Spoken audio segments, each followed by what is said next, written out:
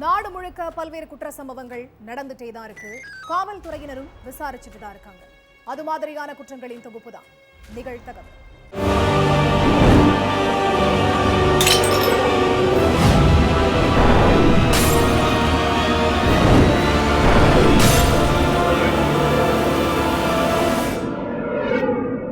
நிகழ்தகவு. போதைப்பொருள் வழக்கில் சிக்கி சிறையில் அடைக்கப்பட்டுள்ள பிரபல நடிகர் போலீஸ் கோர்ட் கேஸ் என பல வருடங்களுக்கு முன்பே சர்ச்சையில் சிக்கிய ஸ்ரீகாந்த் ஊரறிய திருமணம் என அறிவித்துவிட்டு 24 மணி நேரத்திற்கு முன்பு திருமணத்தை நிறுத்தியது ஏன்? சில நாட்களுக்கு பின் தாமாக வந்து அதே பெண்ணை திருமணம் செய்து கொண்டது ஏன்? நடிகர் ஸ்ரீகாந்த் வாழ்வில் 18 ஆண்டுகளுக்கு முன்பு நடந்த பரபர சம்பவத்தின் பின்னணி என்ன?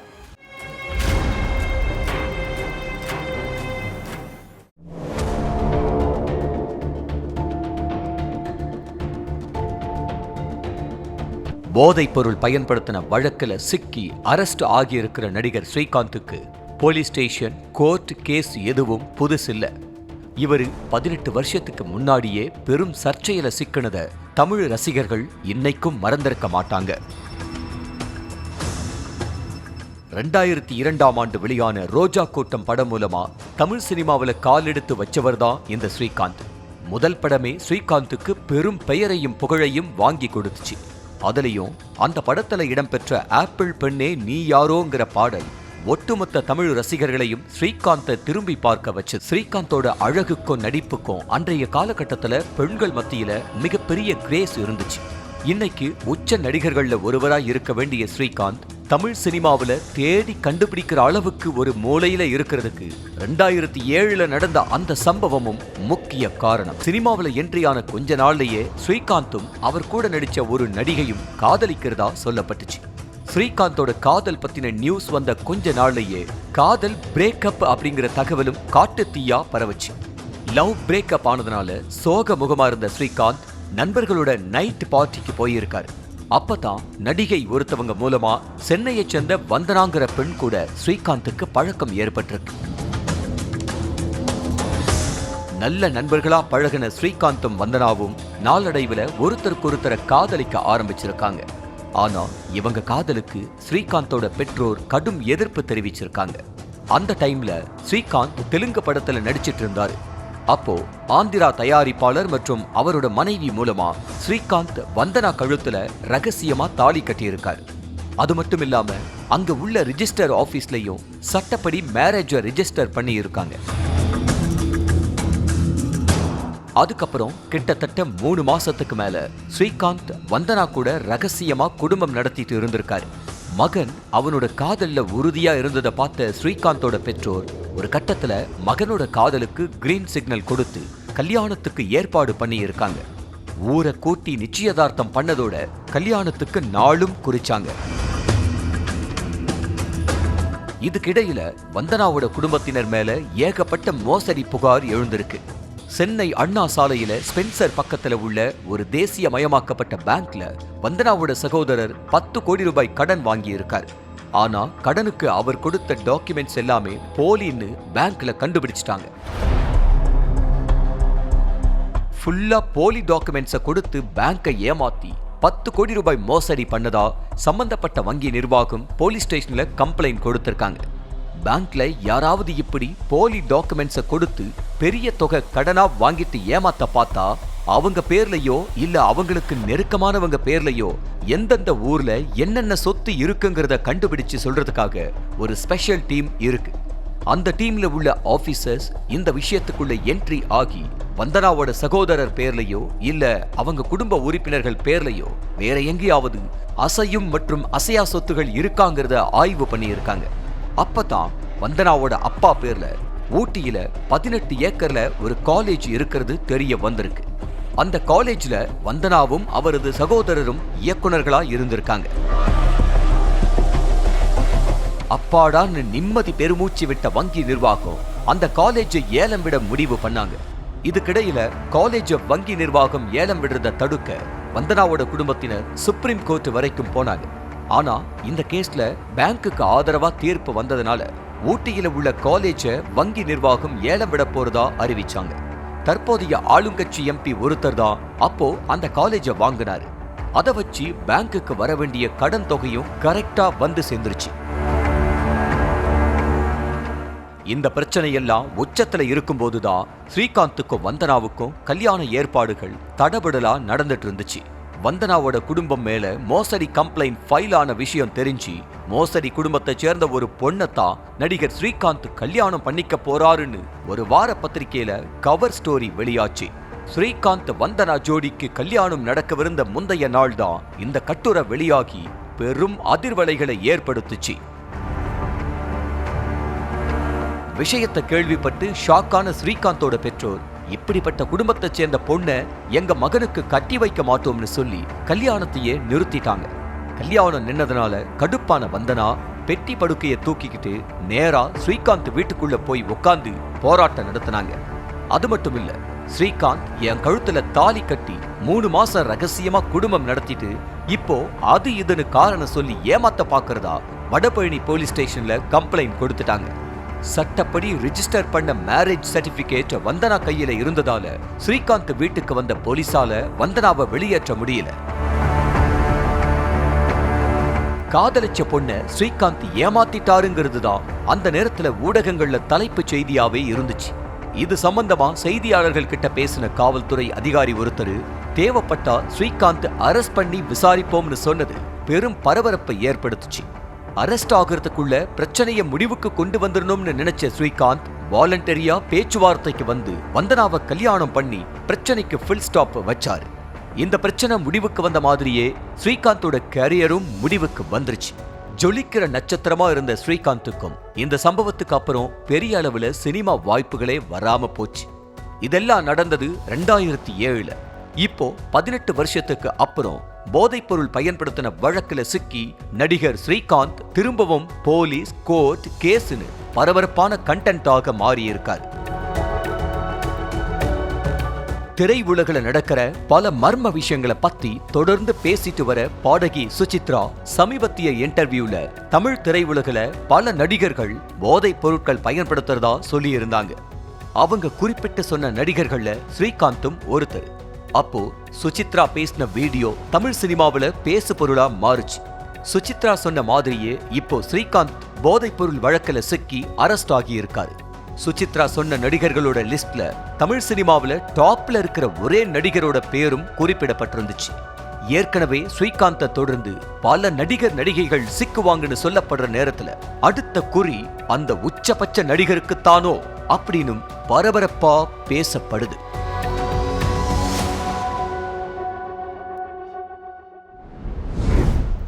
நில அளவை செய்வதற்காக வெளியே சென்ற இளைஞர் இரவு வெகு நேரமாகியும் வீடு திரும்பாததால் அதிர்ச்சி.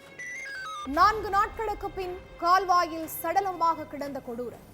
திருமணமான ஒரே மாதத்தில் காதலனுடன் சேர்ந்து கணவனின் கதையை முடித்த இளம்பெண். தாய், மகள் என இருவருடனும் தகாத உறவில் இருந்த வங்கி ஊழியர். கொலையாளிகள் சிக்கினார்களா?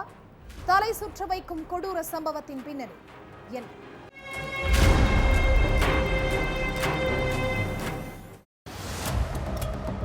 வழக்கம் போல காலையில எழுந்திருச்சு வேலைக்கு போன தேஜஸ்வர் நைட் ஆகியும் வீடு திரும்பல. செல்போனும் ஸ்விட்ச் ஆஃப்ல இருந்திருக்கு. மகனுக்கு என்னாச்சோ ஏதாச்சோன்னு நினைச்ச பெத்தவங்க பதறி போயிருக்காங்க. கல்யாணமாகி 1 மாசம் கூட ஆகலையே, அதுக்குள்ள கணவரை காணுமேன்னு மனைவி ஐஸ்வர்யாவும் கண்ணீர் வடிச்சிருக்காங்க. பல இடங்கள்ல தேடி பார்த்தோம். தேஜஸ்வரை பத்தி எந்த தகவலும் கிடைக்காததுனால அவங்க பெற்றோர் போலீஸ் ஸ்டேஷனுக்கு போய் கம்ப்ளைண்ட் கொடுத்திருக்காங்க. தேஜஸ்வர் காணாம போனது ஜூன் 17. அதிலிருந்து 4 நாள் கழிச்சு, அதாவது ஜூன் 21ஆம் தேதி ஆந்திரா கர்னூல் பக்கத்துல உள்ள HNSS கால்வாயில கழுத்தறுக்கப்பட்ட நிலையில ஆண் சடலம் ஒன்று கிடக்கிறதா போலீஸுக்கு தகவல் வந்திருக்கு. சம்பவ இடத்துக்கு போன போலீஸ் அங்க கிடந்த சடலத்தை மீட்டு அது யாருங்கிறத கண்டுபிடிக்க விசாரணையில இறங்குனாங்க. அப்போ உயிரிழந்தவரோட பேண்ட் பாக்கெட்ல அவர் வேலை செஞ்ச கம்பெனி ஐடி கார்டு இருந்திருக்கு. அதை வச்சு உயிரிழந்தது தேஜஸ்வருங்கிறத போலீஸ் கண்டுபிடிச்சிட்டாங்க. தேஜஸ்வர் கொல்லப்பட்ட விஷயம் தெரிஞ்சதுமே அவரோட அம்மா, அப்பா, தம்பின்னு ஒட்டுமொத்த குடும்பமும் மனைவி ஐஸ்வர்யா தான் இது எல்லாத்துக்கும் காரணம்னு போலீஸ் கிட்ட சொல்லி இருக்காங்க. கல்யாணமாகி 1 மாசம்தான் ஆகுது, அதுக்குள்ள மனைவியே எதுக்கு கணவரை கொல்லணும்னு போலீஸ் கேட்டதுக்கு தேஜேஸ்வரோட பெற்றோர் சொன்ன விஷயம் போலீஸையே ஒரு நிமிஷம் அதிர்ச்சி அடைய வச்சிருக்கு. தெலங்கானா மாநிலம் ஜோகுலம்பா கத்வால் பகுதியைச் சேர்ந்த 32 வயசான தேஜேஸ்வர் அங்க உள்ள ஒரு பிரைவேட் கம்பெனில லேண்ட் சர்வேயரா வேலை பார்த்துட்டு இருந்திருக்காரு. இவருக்கும் ஆந்திர மாநிலம் கர்னூல் பக்கத்துல உள்ள கல்லூர் பகுதியைச் சேர்ந்த 25 வயதான ஐஸ்வர்யாவுக்கும் கல்யாணம் பண்ணி வைக்க 2 வீட்டு பெற்றோர்களும் சேர்ந்து முடிவு பண்ணியிருக்காங்க. கடந்த பிப்ரவரி 13ஆம் தேதி 2 பேருக்கும் கல்யாணம் நடக்கவிருந்துச்சு. ஆனா கல்யாணத்துக்கு 5 நாளைக்கு முன்னாடி ஐஸ்வர்யா திடீர்னு காணாம போயிட்டாங்க. தேஜேஸ்வரும் அவங்க உறவினர்களும் விசாரிச்சப்ப ஐஸ்வர்யா பேங்க்ல வேலை செய்யற திருமலா ராவுங்கிறவரை காதலிக்கிறதாவும் அவர் கூட சேர்ந்து வாழறதுக்காகத்தான் வீட்டை விட்டு வெளியேறிட்டதாவும் சொல்லப்பட்டுச்சு. ஆனா பிப்ரவரி 17ஆம் தேதி ஐஸ்வர்யா வீட்டுக்கு வந்திருக்காங்க. ஐஸ்வர்யா வீடு திரும்பினதை தெரிஞ்சு கடும் கோபத்தோட தேஜேஸ்வர் அவங்கள பார்க்க போயிருக்காரு. அப்போ நான் உங்களை பிடிக்காமலோ இல்ல வேற யாராச்சும் கல்யாணம் பண்றதுக்காகவோ வீட்டை விட்டு போகல, எங்க அம்மாவால வரதட்சணை கொடுக்க முடியல, வரதட்சணை கொடுக்காம கல்யாணம் நடக்காதுன்னு உங்க வீட்டுல உள்ளவங்க சொல்லிட்டாங்க, அதனால தான் யார்கிட்டையும் சொல்லாம போயிட்டேன்னு தேஜேஸ்வர்கிட்ட கண்ணீர் வடிச்சிருக்காங்க ஐஸ்வர்யா. ஐஸ்வர்யாவோட கண்ணீரும் அவங்க பேசின வார்த்தைகளையும் உண்மைன்னு நம்பின தேஜேஸ்வர் யாரு எதிர்த்தாலும் 1 பைசா கூட வரதட்சணை வாங்காம நான் உன்னை கல்யாணம் பண்ணிக்கிறேன்னு வாக்குறுதி கொடுத்திருக்காரு. ஐஸ்வர்யா சொல்றத நம்பாதன்னு பெத்தவங்களும் சொந்தக்காரங்களும் எங்களுக்கு இந்த கல்யாணத்துல துளி கூட விருப்பம் இல்லைன்னு சொல்லி இருக்காங்க. ஆனா அது எல்லாத்தையும் மீறி மே 18ஆம் தேதி ஐஸ்வர்யாவை தேஜேஸ்வர் கல்யாணம் பண்ணியிருக்காரு. விருப்பமே இல்லைன்னாலும் தேஜேஸ்வரோட பெற்றோரும் உறவினர்களும் கல்யாணத்துல கலந்துக்கிட்டு மணமக்களை வாழ்த்தி இருக்காங்க. இவ்வளவு போர்க்களத்துக்கு மத்தியில நடந்த கல்யாணத்துல கடைசியில யாருக்குமே சந்தோஷம் இல்லாம போயிருச்சு. கல்யாணம் முடிஞ்ச 2வது நாளே கணவன் மனைவிக்குள்ள பெரிய வாக்குவாதம் வந்திருக்கு. ஐஸ்வர்யா எந்த நேரமும் செல்போன்ல யார்கிட்டயோ பேசிக்கிட்டே இருந்ததுதான் அதுக்கு காரணம். யார்கிட்ட செல்போன்ல பேசிட்டு இருக்கன்னு கேட்டதுக்கு ஐஸ்வர்யா மழுப்பலா பதில் சொல்லி இருக்காங்க. சந்தேகப்பட்டு செல்போனை பறிச்சு பார்த்தப்பதான் ஐஸ்வர்யா திருமலா ராவ் கிட்ட பேசிட்டு இருந்தது தெரிஞ்சிருக்கு. எல்லாரும் சொன்ன மாதிரி உனக்கும் அந்த திருமலா ராவுக்கும் தொடர்பு இருக்கிறது உண்மைதானா, என்னை ஏமாத்தி கல்யாணம் பண்ணிக்கிட்டியான்னு கேட்டு தேஜேஸ்வர் சண்டை போட்டிருக்காரு. அதுக்கப்புறம் நம்ம விஷயம் தேஜேஸ்வருக்கு தெரிஞ்சிருச்சுன்னு திருமலா ராவ் கிட்ட ஐஸ்வர்யா போன் பண்ணி சொல்லி இருக்காங்க. அடுத்து 2 பேரும் சேர்ந்து தேஜேஸ்வரை கொல்ல முடிவு பண்ணி இருக்காங்க. தேஜேஸ்வரை கொல்றதுக்காக கூலிப்படைக்கு 2 லட்சம் ரூபாய் கொடுத்ததா சொல்லப்படுது. தேஜேஸ்வருக்கு கால் பண்ணி பேசின ஒரு கும்பல் தங்களுக்கு சொந்தமான நிலத்தை அளக்க வேண்டியிருக்குன்னு சொல்லி இருக்காங்க. அவங்க சொன்னதை நம்பி தேஜேஸ்வரும் அந்த கும்பல் கூட கார்ல ஏறி போயிருக்காரு. அப்போதான் அவரை HNSS கால்வாய் பக்கம் கூட்டிட்டு போய் அந்த கும்பல் கழுத்தை அறுத்து கொன்னுட்டு தப்பிச்சு போயிருக்காங்க. தேஜேஸ்வர் கொல்லப்பட்டிருக்காருங்கிற விஷயம் தெரிஞ்சதுமே மொத்த குடும்பமும் ஐஸ்வர்யா மேலதான் சந்தேகப்பட்டாங்க.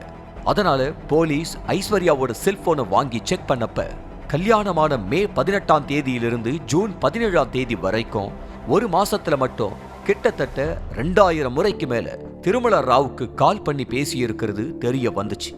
அதை வச்சுதான் போலீஸ் ஐஸ்வர்யா கிட்ட விசாரணைய ஆரம்பிச்சாங்க.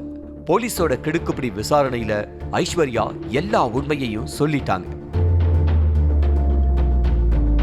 போலீஸ் விசாரணையில இன்னொரு அதிர்ச்சி தகவலும் வெளிவந்திருக்கு. திருமலா ராவ் வேலை செய்யற பேங்க்ல தான் ஐஸ்வர்யாவோட அம்மா சுஜாதா துப்புரவு பணியாளரா வேலை பார்த்துட்டு இருந்திருக்காங்க. அப்போ திருமலா ராவுக்கும் சுஜாதாவுக்கும் இடையில தகாத உறவு ஏற்பட்டிருக்கு. சுஜாதாவை பார்க்கறதுக்காக அடிக்கடி வீட்டுக்கு வந்து போனப்பதான் அவங்களோட மகள் ஐஸ்வர்யா கூட திருமலா ராவுக்கு பழக்கம் ஏற்பட்டு அது திருமணத்தை மீறிய உறவா மாறி இருக்கு. திருமலா ராவுக்கு ஏற்கனவே கல்யாணமாகி மனைவி குழந்தைங்க இருக்கிற நிலையில தாய் மகள்னு 2 பேர் கூடயும் தகாத உறவுல இருந்ததா சொல்லப்படுது. விசாரணைக்கு அப்புறம் ஐஸ்வர்யா, அவங்க அம்மா சுஜாதா, கூலிப்படையைச் சேர்ந்த நாகேஷ், பரசுராம் மொத்தம் 5 பேரை கைது பண்ணி இருக்கிற போலீஸ் தலைமறைவா இருக்கிற திருமலா ராவை தீவிரமா தேடிட்டு இருக்காங்க.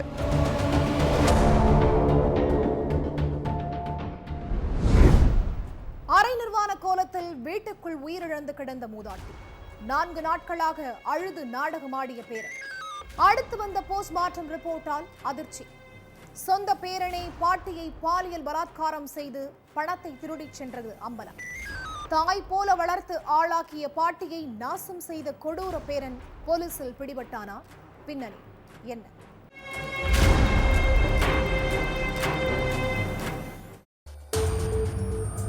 சாயந்தரம் 6 மணி இருக்கும்.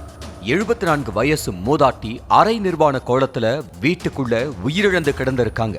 தகவல் தெரிஞ்சு அங்க வந்த போலீசார் மூதாட்டியோட சடலத்தை மீட்டு போஸ்ட்மார்ட்டத்துக்கு அனுப்பி வச்சுட்டு விசாரணையில இறங்கி இருக்காங்க.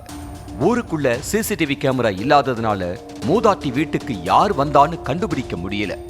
இதுக்கு மத்தியில மூதாட்டி வீட்டுக்கு அவங்க பேரன்தான் வந்தாரு, வந்த கொஞ்ச நேரத்திலேயே போயிட்டாருன்னு பக்கத்து வீட்டுக்காரங்க ஒருத்தவங்க சொல்லி இருக்காங்க. அந்த பேரனை எங்கன்னு கேட்டப்ப திருச்செந்தூர் கோவிலுக்கு போய் இருக்கிறதாவும், கோயிலுக்கு போயிட்டு வர்றேன்னு சொல்றதுக்காகத்தான் பாட்டி வீட்டுக்கு வந்ததாவும், ஆனா பாட்டி வீட்டுல இல்லாததுனால உடனே கிளம்பிட்டதாவும் சொல்லி இருக்காங்க மூதாட்டியோட மகள். ஆனா திருச்செந்தூருக்கு போன அந்த பேரன்தான் இந்த கேஸ்ல வில்லனே அப்படிங்கிறது போஸ்ட்மார்ட்டம் ரிப்போர்ட் வந்த பிறகுதான் வெளியே வந்திருக்கு. சேலம் தாரமங்கலம் பக்கத்துல உள்ள சின்ன பிள்ளையூர் கிராமத்தைச் சேர்ந்த ஒரு மூதாட்டியோட கணவர் உயிரிழந்துட்டார். 2 மகன்கள் 1 மகள்னு 3 பேருக்குமே கல்யாணம் ஆயிருச்சு. அதுல ஒரே ஒரு மகளை மட்டும் உள்ளூர்லயே பக்கத்து தெருவுல கல்யாணம் பண்ணி கொடுத்திருக்காங்க மூதாட்டி. அதனால மூதாட்டியோட 31 வயசு பேரன் அடிக்கடி வீட்டுக்கு வந்து 500 ரூபாய் கொடு, 1000 ரூபாய் கொடுன்னு கேட்டுட்டே இருப்பாராம். சாப்பாட்டுக்கே கஷ்டப்படுறேன்னு மூதாட்டி சொன்னா கூட விடாத பேரன், அதான் முதியோர் பென்ஷன் வருதே, அப்பப்போ எங்க அம்மாவும் தாய் மாமன்களும் செலவுக்கு பணம் கொடுக்கறாங்களே, அந்த பணத்தை மது குடிக்கிறதுக்காக குடுன்னு சொல்லி நெத்தம் டார்ச்சர் பண்ணியிருக்கான் பேரன். 100 200ன்னு கொடுத்தா அதை வாங்க மாட்டேன்னு மல்லுக்கு நின்று இருக்கான். அப்படித்தான் சம்பவத்தன்னைக்கும் பணம் கேட்கறதுக்காக பாட்டி வீட்டுக்கு வந்திருக்கான். எனக்கு 2000 ரூபாய் வேணும், உடனே குடுன்னு கேட்டு இருக்கான். என்கிட்ட பணமே இல்லைன்னு பாட்டி எவ்வளவோ சொல்லியும் பேரன் கேட்கல. அதனால கடுப்பான பேரன் பாட்டிய அடிச்சு கீழே தள்ளி பாலியல் வன்கொடுமையில ஈடுபட்டதோட மூதாட்டியோட சுருக்கு பையில இருந்த 5000 ரூபாயை எடுத்திருக்கான். அடுத்து பாட்டியோட கழுத்தை நெரிச்சு கொலை பண்ணிட்டு சைலண்டா திருச்செந்தூர் முருகன் கோவில்ல போய் மொட்டை போட்டு இருக்கான். அதுக்கப்புறம் அங்கிருந்து அப்படியே தன்னோட மனைவியோட ஊரான பெரியேரிப்பட்டிக்கு போயிருக்கான். இதுக்கு மத்தியில போஸ்ட்மார்ட்டம் ரிப்போர்ட் வந்திருக்குது. அதுல மூதாட்டி பாலியல் வன்கொடுமை செய்யப்பட்டிருக்கிறதும் கழுத்தை நெரிச்சு கொலை செய்யப்பட்டிருக்கிறதும் தெரிய வந்திருக்கு. மூதாட்டி வீட்டுக்கு கடைசியா பேரன்தான் வந்தான் அப்படிங்கறதுனால போலீசார் அவங்கிட்டயே துருவி விசாரணை பண்ணி இருக்காங்க. ஒரு கட்டத்துல சமாளிக்க முடியாத பேரன் நடந்த எல்லா உண்மையையும் சொல்லி இருக்கான். தாய் மாதிரி வளர்த்து ஆளாக்குன பாட்டியையே பணத்துக்காக கொடூரமா கொலை செஞ்ச பேரனை கைது பண்ணி சிறையில அடைச்சிருக்காங்க போலீசார்.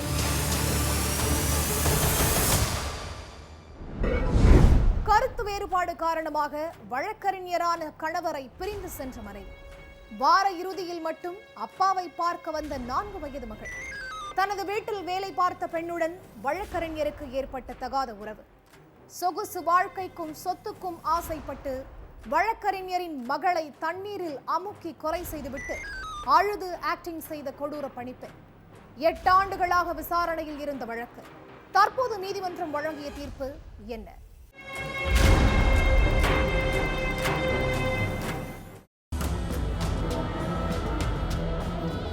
கல்யாணம் முடிஞ்ச சில மாதங்கள் தான் கணவன் மனைவி சந்தோஷமா இருந்திருக்காங்க.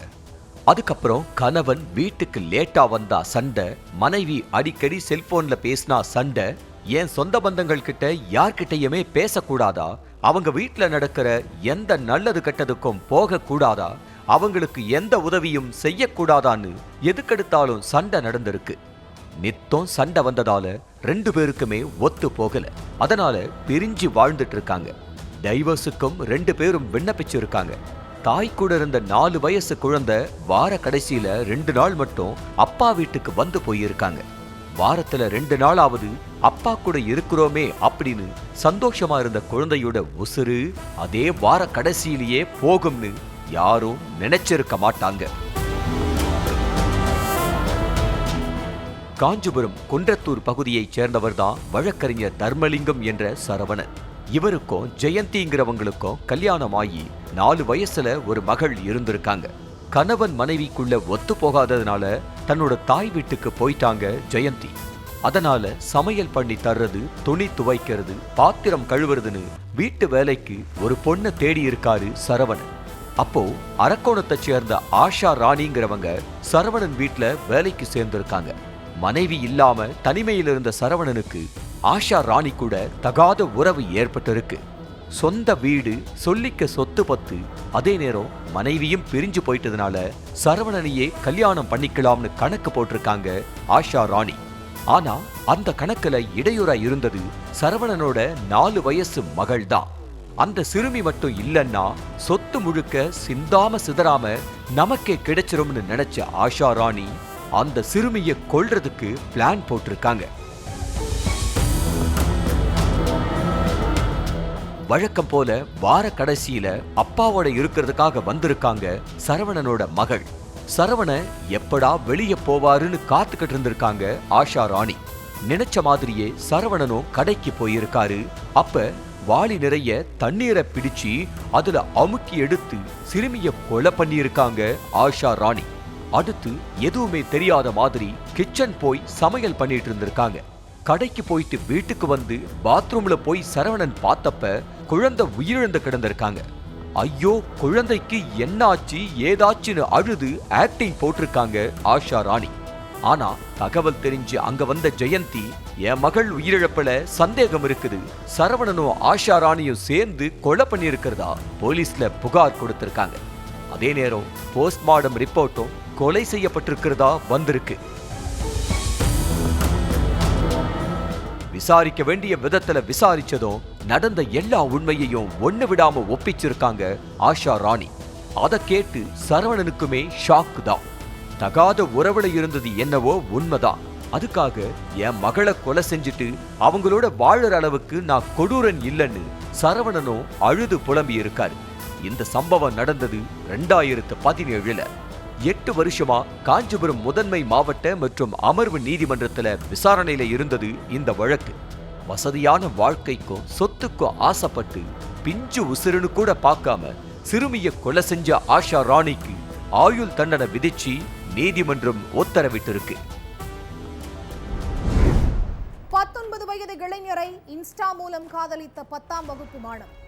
காதலனுடன் மகள் ஓடி போனதால் போலீசில் புகார் அளித்த தாய். காதலனிடம் இருந்து பிரித்ததால் தாய் மீது திரும்பிய ஆத்திரம்.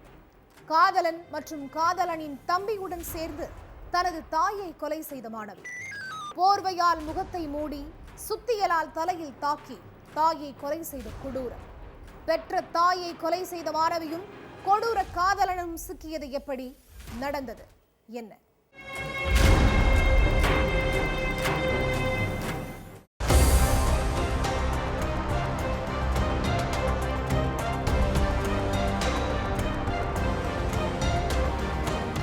திடீர்னு அம்மாவோட அலறல் சப்தம் கேட்டிருக்கு.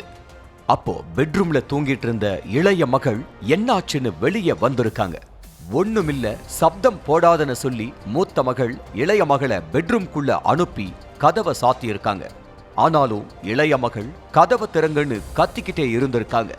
அந்த சப்தம் கேட்டு ஓடி வந்த பக்கத்து வீட்டுக்காரங்களுக்கு அதிர்ச்சி காத்திருந்துச்சு. அஞ்சலி தலையில ரத்தம் வழிய மூச்சு பேச்சில்லாம கிடந்திருக்காங்க. 2 இளைஞர்கள் நின்னுட்டு இருந்திருக்காங்க. கூடவே அஞ்சலியோட மூத்த பொண்ணும் பதட்டத்தோட நின்னுக்கிட்டு இருந்திருக்காங்க. என்ன நடந்தது, இந்த இளைஞர்கள் யாருன்னு பக்கத்து வீட்டுக்காரங்க விசாரிச்சப்ப இளைஞர்கள் 2 பேரும் ஓட பார்த்திருக்காங்க. ஏதோ அசம்பாவிதம் நடந்திருக்குதுன்னு புரிஞ்சுக்கிட்ட பக்கத்து வீட்டுக்காரங்க கதவை பூட்டி இளைஞர்களை உள்ள வச்சதோட போலீஸ வரவழைச்சிருக்காங்க. அடுத்த கொஞ்ச நேரத்துல அங்கு வந்த போலீசார் விசாரிச்சப்பதான் பல அதிர்ச்சி உண்மைகள் எல்லாம் வெளியே வந்திருக்கு. ஹைதராபாத் ஜிடி மெட்லாவில் உள்ள NLP நகரை சேர்ந்தவங்க தான் அஞ்சலி. கணவரை பிரிஞ்சு 2 மகள்களோட வாழ்ந்துட்டு இருந்த இவங்க தெலுங்கானா கலாச்சார பிரிவுல நாட்டுப்புற பாடகியா இருந்திருக்காங்க. 10ஆம் வகுப்பு படிச்சுக்கிட்டு இருக்கிற அஞ்சலியோட மூத்த மகள் நல்கொண்டா பகுதியைச் சேர்ந்த 19 வயசான பகிலா சிவாங்கிற இளைஞரை இன்ஸ்டா மூலம் காதலிச்சிருக்காங்க. டிஜே பிளேயரா இருந்த பகிலா சிவாவோட எந்த நேரமும் செல்போன்ல பேசிக்கிட்டு இருந்த மாணவி படிப்புல கவனம் செலுத்தலன்னு தெரியுது. மகளோட காதல் விஷயத்த செல்போன்ல இருக்கிற வாட்ஸ்அப்பை வச்சு கண்டுபிடிச்ச அஞ்சலி, படிக்கிற வயசுல படிப்பை பாரு, காதல் பண்ண வேண்டிய வயசு இது இல்லைன்னு அட்வைஸ் பண்ணதோட செல்போனையும் வாங்கிட்டதா தெரியுது. அதனால கடுப்பான மாணவி வீட்ல இருந்த நகை பணத்தை எடுத்துக்கிட்டு காதலன் பகிலா சிவாவோட ஓடி போயிருக்காங்க. ஆனா போலீஸ் ஸ்டேஷன்ல புகார் கொடுத்து மகளை வீட்டுக்கு அழைச்சிட்டு வந்திருக்காங்க அஞ்சலி.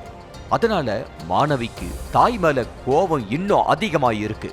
எங்க அம்மா கதைய முடிச்சாதான் நாம சேர்ந்து வாழ முடியும், எங்க வீட்டுக்கு வா, அவங்கள கொலை பண்ணிரலாம்னு மாணவி காதலனை அழைச்சிருக்காங்க. விடிஞ்சதும் விடியாமலும் தன்னோட தம்பி பகில்லா யஷ்வந்த் அழைச்சுக்கிட்டு காதலி வீட்டுக்கு வந்திருக்கா பகில்லா சிவா. தூங்கிட்டு இருந்த அஞ்சலியோட முகத்தை போர்வையால மூடி சுத்தியலால தலையில ஒரு அடி அடிச்சு கீழே தள்ளி பூண்டி இடிக்கிற சின்ன உரலாலையும் தலையில அடிச்சு கொலை பண்ணியிருக்காங்க. மாணவியோட தங்கச்சி கத்தி கூச்சல் போட்டதுல ஓடி வந்த பக்கத்து வீட்டுக்காரங்க போலீஸுக்கு தகவல் கொடுத்திருக்கிறாங்க. அதுக்கப்புறம் தான் மாணவி, அவங்களோட காதலனோட தம்பி 3 பேரும் கூண்டோட சிக்கி இருக்காங்க. இளைஞர்கள் 2 பேரையும் சிறையில தள்ளின காவல்துறையினர் 16 வயசு சிறுமியான அஞ்சலியோட மகளை சிறுவர் சீர்திருத்த பள்ளியில அடைச்சிருக்காங்க. காதலனுக்காக பெத்த தாயையே கொலை செஞ்ச மாணவிக்கு தாயோட அருமை இப்ப புரியாது, இன்னும் கொஞ்ச நாள்லயே புரிய வரும்னு பலரும் சொல்றாங்க. ஒவ்வொரு குற்றங்களின் முடிவும் சட்டத்தின் கையில். விசாரணை தொடரும். பார்க்கலாம் அடுத்த நிகழ்த்தகவில்.